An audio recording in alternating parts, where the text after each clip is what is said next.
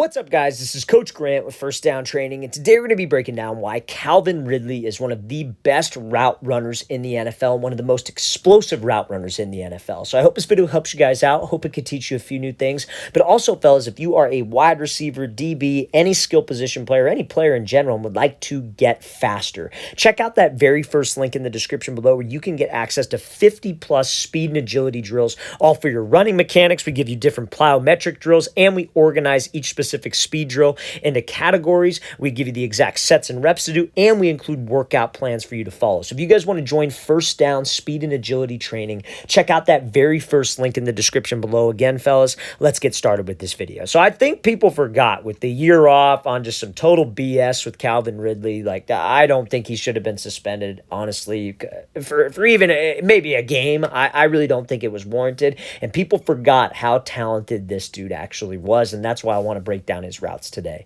So I think what makes a great route runner is being able to combine athleticism, explosive cuts, the right mechanics on cuts with a high football IQ. And that's what you see on every single example with Calvin Ridley. He's got great athleticism, great cuts, but he knows how to run routes. And that's, I would say, 80% of it, right? I think 80% of it, when you get to a certain level, when you get to the highest possible level, is knowing what to do versus a specific coverage. So he's got inside shade press coverage here, and Ridley is going to be running a slant route. And he is using something called a diamond release. So let's play this thing full speed, then we'll break it down. So a diamond release is 3 hard steps attacking the DB's outside shoulder and hips, selling fade to try to get him to commit to the fade and open up his hips. So we can do exactly this: slip underneath him and catch the ball. So now, when it comes down to running routes, when it comes down to choosing the release that you're doing, the move that you're doing, it's all based on having a pre-snap read and a pre-snap process on a DB. So if I come up to the line of scrimmage, I want to look for the leverage of the DB first. Is he lined up outside leverage? Is he lined up right in front of me? Or is he lined up inside leverage like this DB is right here? So if he's inside leverage, I know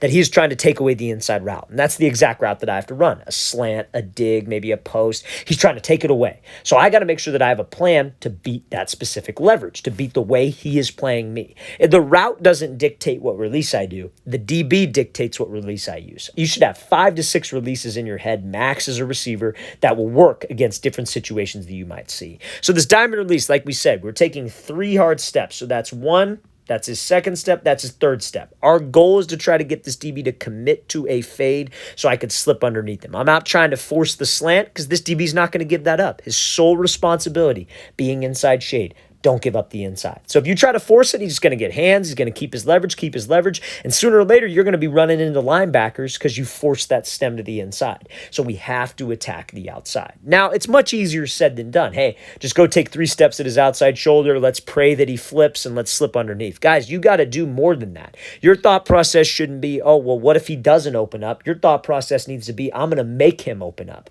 And how you do that is by focusing on 3 key things with this diamond release. When you take these 3 steps, and Calvin Ridley shows such a great job of this, you got to have some speed. Guys, you got to be running hard. If you're not running hard, this DB is not going to bite because nobody runs a fade half speed. Number 2, you got to gain some ground with your stride. You can't be coming off the ball and do this diamond release and take 3 choppy steps. That DB is not going to think a fade. And last but not least, you got to commit with your upper body. A DB, guys, he's supposed to be watching our hips. This DB's eyes are a little high. He's looking at Calvin Ridley's head and shoulders. But a DB who's watching your hips is trying to read your hips. He's trying to read your body language. So if you're running, but let's say right before the break point, you start to give this thing away, your hips and your shoulders are not committed to the 9 route, to the fade route, that DB's going to sit. But if we can commit my hips and shoulders, we could run in full stride, we could run in full speed, and we have enough explosiveness to cut right on a dime. Guys, we will get separation on this, but you have to be a salesman first. So you see this, again, this is what makes a great route runner, fellas. You look at Devontae Adams, Justin Jefferson, Cooper Kupp, Keenan Allen, all those top guys, and I think Ridley is right there with all of them. I just think so many people forgot about it, is that they have the right combo of football IQ and they know the technique behind what they are doing. And this is a perfect example of that. So let's play this again full speed one more time. Great example of this diamond release here from Calvin Ridley, getting separation, accelerating out of the break, and then obviously turning up with the ball in his hands. So now, here's another great example of a high football route running IQ play. He is going to be running a deep 15-yard out, and he is going up against a DB who is in outside leverage, either off-man coverage or zone coverage, but he's outside leverage. So the mistake that a lot of young wide receivers make against this coverage, because they simply just don't have that pre-snap process, that that so many of the greats have, is that they would try to just run outside of this DB. But you have to understand when this DB's lined up outside leverage, remember we talked about inside leverage. What was he trying to take away? The inside routes. Don't give up the inside. Force everything outside. So now if this DB's outside leverage, what do you think he's trying to do? Don't give up the outside. So if you just try to run to his blind spot, he's going to widen, and then guess what? You don't have any room on that out route. So what you would have to do is you'd have to attack his inside shoulder and his inside hip. Our goal is, what do you think? Get him to commit to the fade, turn open with his hips, and we slip underneath. Very, very similar to a diamond release. When that DB is sitting at the break point, you are attacking a shoulder and a hip. He's inside shade press and you got to run a slant, you're attacking a shoulder and a hip. If he's inside shade press and you have to run like a deep post, you would attack him off the line, take an outside release, then go to break. If he's sitting outside shade and you have to run a 10-yard out, you'd attack him, take an inside release, work the stack, and go. But if he's sitting at the break point, we are picking a shoulder and hip to attack. That's route running IQ. So let's play this full speed and let's watch what he does. Comes off the ball, insanely quick, puts the brakes on. You see the amount of space. He doesn't even get that much separation. This DB actually plays this very well, but we gave the quarterback room. At the end of the day, when we have an outside breaking route, an out route, a comeback, a corner, you just got to give the quarterback room. Because guys, trust me, when you have a talented quarterback and you give him space, he will throw you open. But the route is what allows him to throw us open. So let's watch what he does leading up to the break point, because it's much easier things said than done. Hey, you could attack his inside shoulder and his inside hip all day long, but he might not turn his hips and shoulders if we don't sell it. And guess what? It's the same thing as the diamond release. It's just a little bit further downfield. So you got to make sure that you have good body language. Your hips and your shoulders are committed to the fade.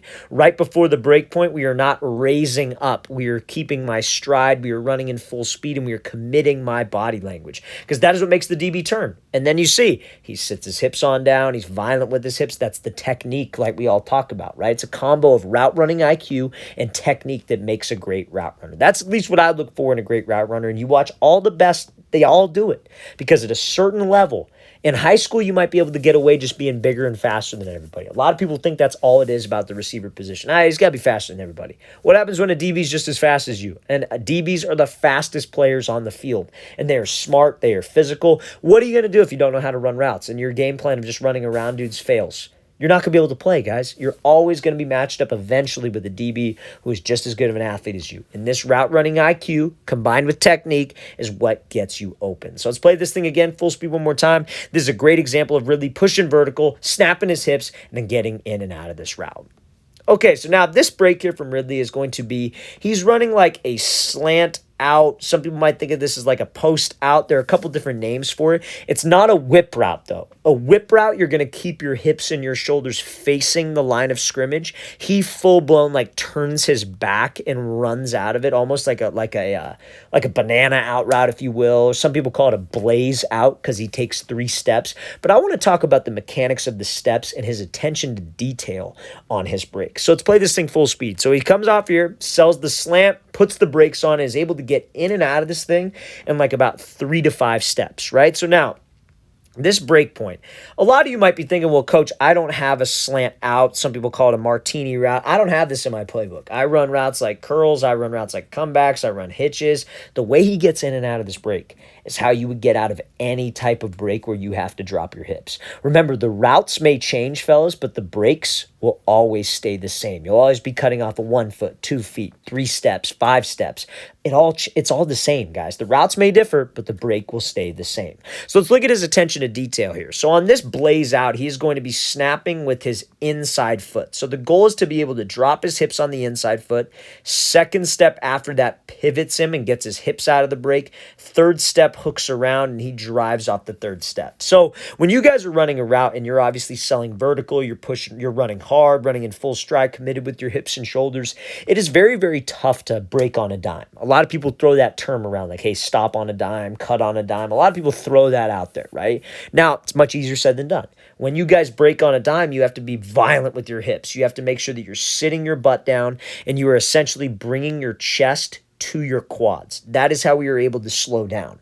Now, a lot of people can slow down, but they struggle getting out of it. They'll snap down, but they take a million extra steps to get out of the break because they're running with so much speed. They don't have that attention to detail that Calvin Ridley has on this route. So when he drops into this break, he drops on the inside foot. Watch his second step. You see how he pivots the second step because that is what starts the turn of his hips to get him out of the break. We dropped into the break to slow down. The steps preceding that drop, or the steps coming after that drop, is what gets him out of the break with little to no wasted steps and wasted time. So you see how he drops into this break, he snaps down, he pivots. What's the next step do? The next step hooks.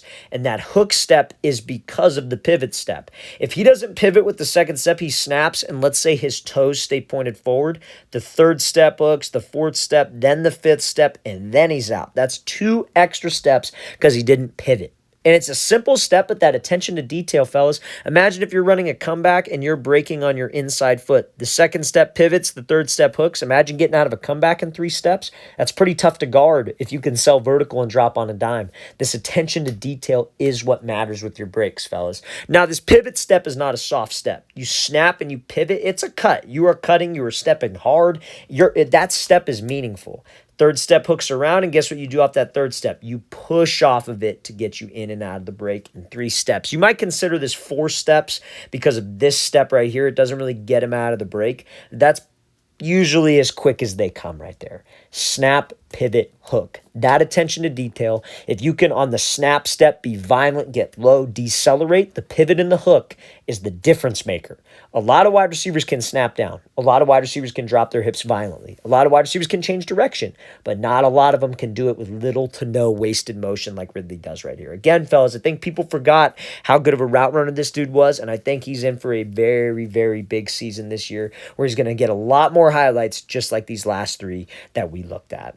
All right, fellas, I really want to thank you for watching. I really appreciate it. If you have any questions at all, don't hesitate to leave those in the comment section below. Always appreciate the feedback. It's always great to hear from you guys. And again, fellas, if you would like 50-plus speed and agility drills and want to get faster, we organize all the drills into specific categories, teach you guys the mechanics of each drill so you can apply it on your own. We also, like we said, include sets and reps and exactly what to follow. So check out that very first link in the description below if you're interested. I'll see you guys next time.